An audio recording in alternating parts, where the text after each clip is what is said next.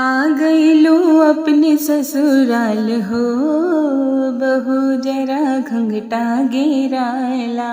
आ गई लो अपने ससुराल हो, बहू जरा घुंघटा गिराला।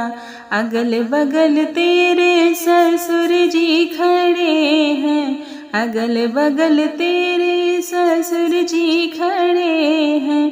बिचवा में साजन तोहार हो, बहू जरा घुंघटा गिराला। बिचवा में साजन तोहार हो, बहू जरा घुंघटा गिराला।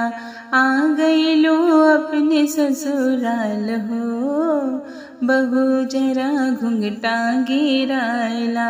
अगल बगल तेरे जेठ जी खड़े हैं, अगल बगल तेरे जेठ जी खड़े हैं। बिचवा में साजन तोहार हो, बहू जरा घुंघटा गिराला। बिचवा में साजन तोहार हो, बहू जरा घुंघटा गिराला। आ गई लो अपने ससुराल हो, बहू जरा घुंघटा गिराला। अगल बगल तेरे देवर जी खड़े हैं, अगल बगल तेरे देवर जी खड़े हैं। बिचवा में साजन तोहार हो, बहू जरा घुंघटा गिराला। बिचवा में साजन तोहार हो, बहू जरा घुंघटा गिराला।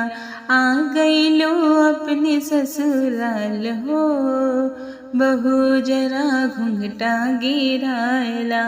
अगल बगल तेरे नंदोई जी खड़े हैं, अगल बगल तेरे नंदोई जी खड़े हैं।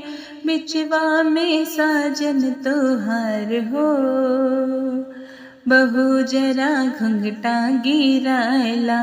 बिचवा में साजन तोहार हो, बहू जरा घुंघटा गिराला। आ गई लो अपने ससुराल हो, बहू जरा घुंघटा गिराला। आ गई लो अपने ससुराल हो, बहू जरा घुंघटा गिराला। धन्यवाद।